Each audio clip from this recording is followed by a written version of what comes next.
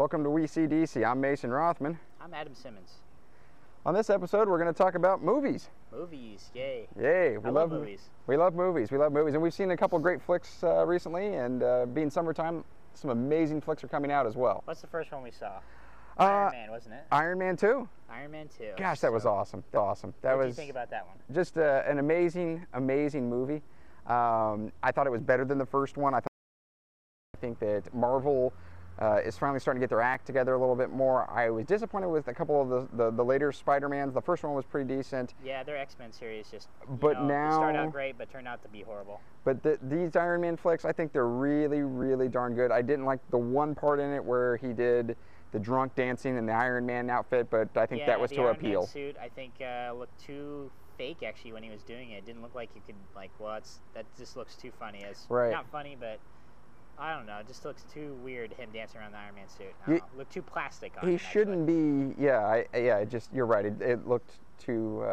the plastic looked other than that, awesome. Yeah, other than that, it's a great movie. So, I mean, once again, so if we were to put a rating scale on our episodes here for movies, on a scale of 1 to 5, what do you call this? 5 being highest? I'd give it a 4, a solid 4. A solid 4. I would agree with you. 4 is good. And by the way, folks, if you watch the movie, stay till the end after the credits, and you'll get a little sneak peek of the next flick. Should we give it away? I don't know if we can. No. Nope. You'll have to go watch it. You'll have to go watch The Big Hammer. Yep. Okay. So, next movie on the list. Robin Hood. Yeah, Robin Hood. We both saw Robin Hood. We didn't see it together. No. I don't know if that would have been a homosexual activity at that point if we would have watched it together. But no togetherness. Sorry. No togetherness on Robin Hood. Yeah. But it wasn't the Robin Hood that I was expecting. No, I actually like some of the historical references in the film, such as it looked like it was referring to the Magna Carta, perhaps. Yes. In the end, and at least as far as what I've read, I guess King John really did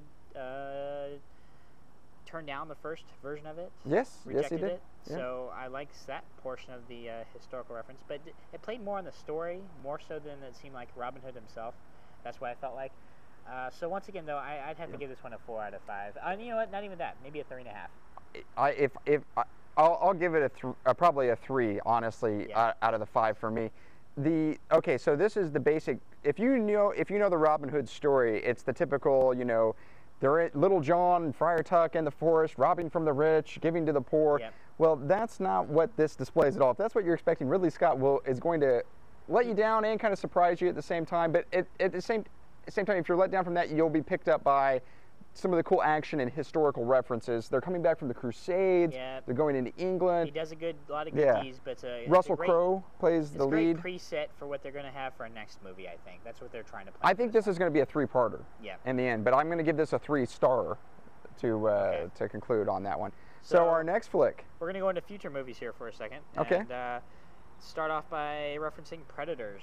Predators. That one's coming out here. I want to say at the end of the summer, right? I'm pretty stoked. I'm not going to lie to you. Okay.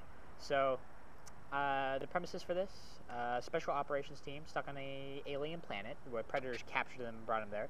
And just like, kind of like the first one, the alien planet's a cool mix to it. But get to the chopper. Just like the first movie where you got Arnold and his special ops teams actually going out and, fighting the predator. There's one. This could be a whole team of predators going after these guys. Who knows? But sure. I think I like the premises of the story. I think it's going to turn out great. I'm really stoked because they're finally bringing Predator back. The original storyline, not this aliens versus Predator. Yeah, you know what? I could see that being a good series, but unfortunately, they just took it to a completely wrong They direction. Marketed it, they sold it, they Hollywooded it, and it was just really disappointing. They sold the name more, and they didn't make it a great. But now they're bringing it back. Adrian Brody is playing in it from The Pianist.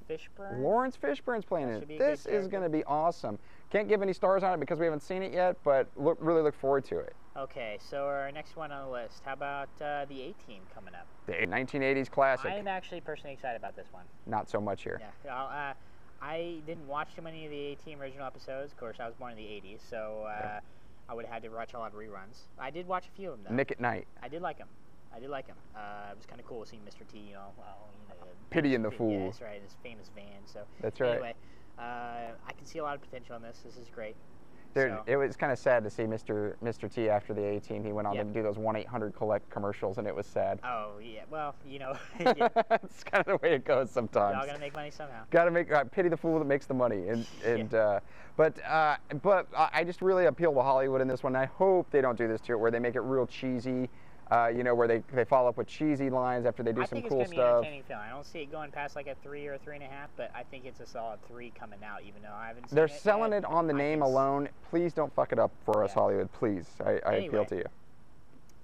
Uh, Yeah, we've got a few more. So we've got another one. We've got Twilight Saga, the next one coming up, The oh, Eclipse. boy. No. It Sorry. loses right off the bat. Well, I'm not going to give it a star, but I have a little birdie told me that you might have watched the previous two, Adam. Yes, I have watched the previous 2. I have watched the previous 2, and I did not like them. I'm gonna go right here. You know what? I will say this appeals to the ladies if you at least become educated in what they like. So I'm talking about, you know what? You got to hook up. You got to have a conversation with them. Hey, a lot of ladies like Twilight out there. Read the books. You are such a ladies' man. He's Mr. Suave. Speaking He's Mr. from Ladies' the man. married guy right next to me. So Yes, the I'm married sorry if guy. You can't play the field like I can. That's right. He's playing the field. He's going to Twilight. So what other right, films do we got coming out? Let's see. What do we got? Harry Karate Potter. Kid. Well, Karate Kid. Yeah, let's do Karate Kid. Karate Kid. So Karate Kid, man. I tell you, being a kid of the '80s I look and forward to this one, Danielson. yeah, I look Crane forward to this kick. one too. But there's a few disappointment hints in the trailer. One of my friends let me know that he's big into kung fu. Says that they might actually practice kung fu in it, even though they're advertising it. They could be practicing jujitsu. So maybe some illusions in what they're actually portraying as accuracy. Okay, but hey, it's about the storyline, right? It looks pretty exciting. Jackie Chan in it. And it's a story for a new generation. I like that fact. I would say if you were born post 1997, this is going to be a great movie for you. If not, it's going to disappoint you if you remember the original one from the 80s.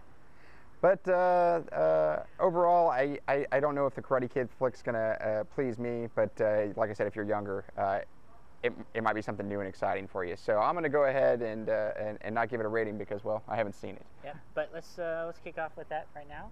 Okay. I'm Adam Simmons. And I'm Mason Rothman. And this has been our second episode of WeSeeDC. Thanks for watching. Yep.